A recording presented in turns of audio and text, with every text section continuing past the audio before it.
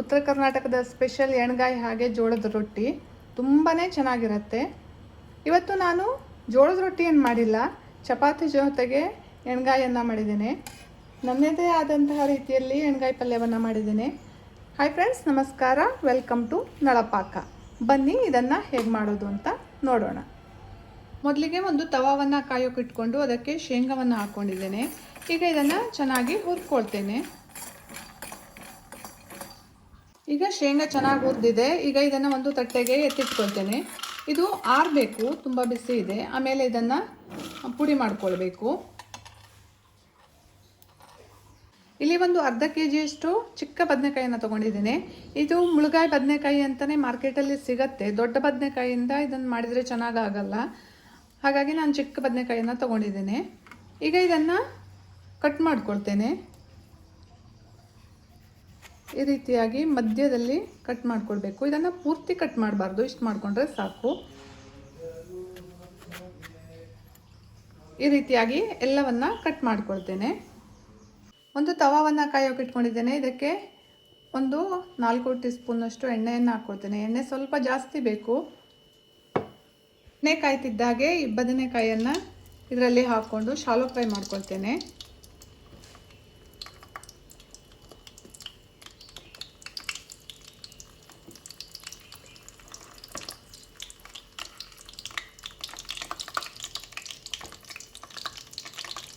ಬದನೆಕಾಯಿ ಸ್ವಲ್ಪ ಮೆತ್ತಗಾಗಬೇಕು. ಈಗ ಶೇಂಗಾ ಪೂರ್ತಿಯಾಗಿ ತಣ್ಣಗಾಗಿದೆ. ಇದನ್ನು ಒಂದು ಮಿಕ್ಸಿ ಜಾರಿಗೆ ಹಾಕ್ಕೊಂಡು, ನೀರನ್ನು ಏನು ಹಾಕ್ಕೊಳ್ಳೋದು ಬೇಡ, ಹಾಗೆ ಇದನ್ನು ರುಬ್ಕೊಳ್ತೇನೆ. ನೋಡಿ, ಶೇಂಗಾವನ್ನು ರುಬ್ಕೊಂಡದ್ದಾಗಿದೆ. ಇಷ್ಟು ಪುಡಿ ಆದರೆ ಸಾಕು. ಈಗ ಇದನ್ನು ಒಂದು ಪಾತ್ರೆಗೆ ತೆಗೆದಿಟ್ಕೊಳ್ತೇನೆ. ಈಗ ಒಂದು ಮಸಾಲೆಯನ್ನು ರೆಡಿ ಮಾಡ್ಕೊಳ್ಬೇಕು. ಇದೇ ಮಿಕ್ಸರ್ ಜಾರಿಗೆ ಒಂದು ಸ್ವಲ್ಪ ಕಾಯಿ ತುರಿಯನ್ನು ಹಾಕ್ಕೊಳ್ತಾ ಇದ್ದೇನೆ. ಹಾಗೆ ಒಂದು 5 ರಿಂದ 6 ಹಸಿಮೆಣಸಿನಕಾಯಿ. ಹಸಿಮೆಣಸಿನಕಾಯಿಯನ್ನು ನಿಮ್ಮ ಖಾರಕ್ಕೆ ಅನುಗುಣವಾಗಿ ಹೆಚ್ಚು ಕಡಿಮೆ ಮಾಡ್ಕೊಳ್ಬೋದು. ಹಾಗೆ 1 ಹಿಡಿಯಷ್ಟು ಕೊತ್ತಂಬರಿ ಸೊಪ್ಪು, ಕೆಂಪು ಮೆಣಸಿನಕಾಯಿಯನ್ನು ಹಾಕ್ಕೊಳ್ತೇನೆ. ಒಂದು ಅರ್ಧ ಸ್ಪೂನ್ ಆಗುವಷ್ಟು ಬಡೆ ಜೀರಿಗೆ, ಹಾಗೆ ಜೀರಿಗೆ, ಚಕ್ಕೆ, ಲವಂಗ ಇವೆಲ್ಲ ಮಸಾಲ ಸಾಮಾನುಗಳನ್ನು ಹಾಕ್ಕೊಳ್ತಾ ಇದ್ದೇನೆ. ಸ್ವಲ್ಪ ಹುಣಸೆ ಹಣ್ಣು, ಸ್ವಲ್ಪ ತರಿಯಾಗಿ ರುಬ್ಕೊಂಡು, ಹಾಗೆ ಬೆಳ್ಳುಳ್ಳಿಯನ್ನು ಸೇರಿಸ್ಕೊಳ್ತೀನಿ. ಬೆಳ್ಳುಳ್ಳಿಯನ್ನು ನೀವು ಎಷ್ಟು ಬೇಕಿದ್ರೂ ಹಾಕ್ಕೊಳ್ಬೋದು. ಈ ರುಬ್ಕೊಂಡಿರೋ ಮಸಾಲೆಯನ್ನು ಶೇಂಗಾ ಪೌಡ್ರಿಗೆ ಸೇರಿಸ್ಕೊಳ್ತಾ ಇದ್ದೇನೆ. ಈ ಜಾರಿಗೆ ಸ್ವಲ್ಪ ನೀರನ್ನು ಹಾಕಿ ಅದನ್ನು ಸಹ ಸೇರಿಸ್ಕೊಳ್ತೇನೆ. ತುಂಬ ನೀರು ಮಾಡ್ಕೊಳ್ಳೋದು ಬೇಡ. ರುಚಿಗೆ ಬೇಕಾಗುವಷ್ಟು ಉಪ್ಪು, ಅರ್ಧ ಟೀ ಸ್ಪೂನಷ್ಟು ಬೆಲ್ಲವನ್ನು ನಾನು ಸೇರಿಸ್ತಾ ಇದ್ದೇನೆ. ಟೇಸ್ಟ್ ಚೆನ್ನಾಗಿರುತ್ತೆ ಅಂತ. ಬೇಕಿದ್ದರೆ ನೀವು ಹಾಕ್ಕೊಳ್ಬೋದು, ಇಲ್ಲಾಂದರೆ ಸ್ಕಿಪ್ ಮಾಡ್ಬೋದು. ಈಗ ಇದನ್ನು ಚೆನ್ನಾಗಿ ಮಿಕ್ಸ್ ಮಾಡ್ಕೊಳ್ಬೇಕು. ತುಂಬ ಚೆನ್ನಾಗಿ ಘಮ ಘಮ ಅಂತ ಪರಿಮಳ ಬರ್ತಾ ಇದೆ. ತುಂಬಾ ಚೆನ್ನಾಗಿರುತ್ತೆ. ಖಂಡಿತ ನೀವು ಒಮ್ಮೆ ಇದನ್ನು ಟ್ರೈ ಮಾಡಿ. ಬದನೆಕಾಯಿ ಯಾರಿಗೆಲ್ಲ ಇಷ್ಟ ಆಗಲ್ವೋ, ಯಾರು ತಿನ್ನಲ್ಲ ಅಂತಾರೆ, ಅವರೆಲ್ಲರೂ ತಿಂತಾರೆ ಇದನ್ನು ಮಾಡಿಕೊಟ್ರೆ. ಅಷ್ಟು ಚೆನ್ನಾಗಿರುತ್ತೆ. ಈ ಕಡೆ ಬದನೆಕಾಯಿ ಚೆನ್ನಾಗಿ ಎಣ್ಣೆಯಲ್ಲಿ ಫ್ರೈ ಆಗಿದೆ. ಈಗ ಸ್ಟವನ್ನು ಆಫ್ ಮಾಡ್ತಾ ಇದ್ದೇನೆ. ಹಾಗೆ ಈ ಬದನೆಕಾಯಿಯನ್ನು ಒಂದು ತಟ್ಟೆಗೆ ಎತ್ತಿಟ್ಕೊಳ್ತೇನೆ.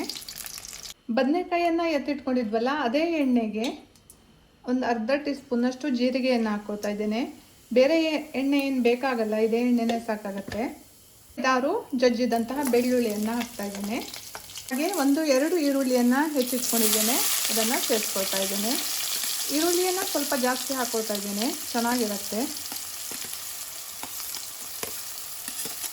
ಈಗ ಇದನ್ನು ಚೆನ್ನಾಗಿ ಫ್ರೈ ಮಾಡ್ಕೊಳ್ಬೇಕು.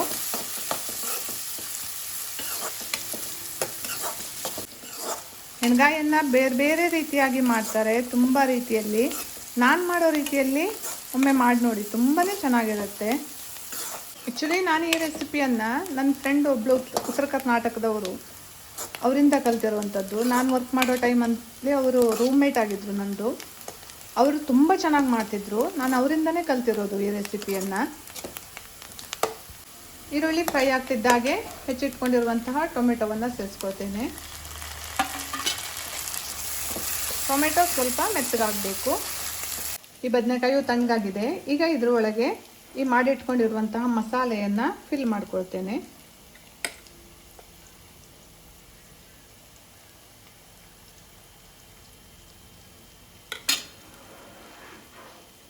ಈ ರೀತಿಯಾಗಿ ಇದ್ರ ಒಳಗಡೆ ಮಸಾಲೆಯನ್ನು ತುಂಬಿಸ್ಕೊಳ್ಬೇಕು.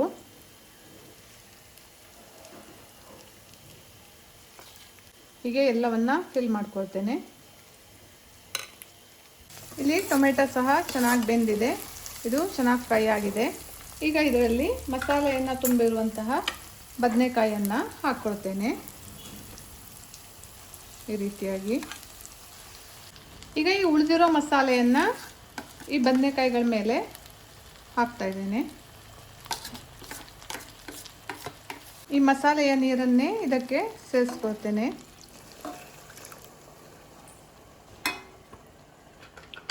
ಇದನ್ನು ಈಗ ಒಂದ್ಸಲ ಚೆನ್ನಾಗಿ ಮಿಕ್ಸ್ ಮಾಡ್ಕೊಳ್ಬೇಕು. ಹಾಗೆ ಇದನ್ನು ಕುದಿಸ್ಕೊಳ್ಬೇಕು. ಆಲ್ರೆಡಿ ಬದನೆಕಾಯಿಯನ್ನು ನಾವು ಮೊದಲೇ ಬೇಯಿಸ್ಕೊಂಡಿರೋದ್ರಿಂದ ತುಂಬ ಕುದಿಸ್ಬೇಕಂತೇನಿಲ್ಲ, ಬೇಗ ಆಗುತ್ತೆ. ನೋಡಿ ಇದು ಚೆನ್ನಾಗಿ ಬೆಂದಿದೆ. ಇಷ್ಟಾದರೆ ಸಾಕು. ಈಗ ಸ್ಟವನ್ನು ಆಫ್ ಮಾಡ್ತಾ ಇದ್ದೇನೆ. ಕೊನೆಯಲ್ಲಿ ಹೆಚ್ಚಿರುವಂತಹ ಕೊತ್ತಂಬರಿ ಸೊಪ್ಪನ್ನು ಹಾಕ್ಕೊಳ್ತಾ ಇದ್ದೇನೆ. ನನಗೆ ಈ ವಿಡಿಯೋ ಇಷ್ಟ ಆದರೆ ಲೈಕ್ ಮಾಡಿ, ಶೇರ್ ಮಾಡಿ, ಕಮೆಂಟ್ ಮಾಡಿ ಹಾಗೂ ಸಬ್ಸ್ಕ್ರೈಬ್ ಮಾಡಿ. Thank you.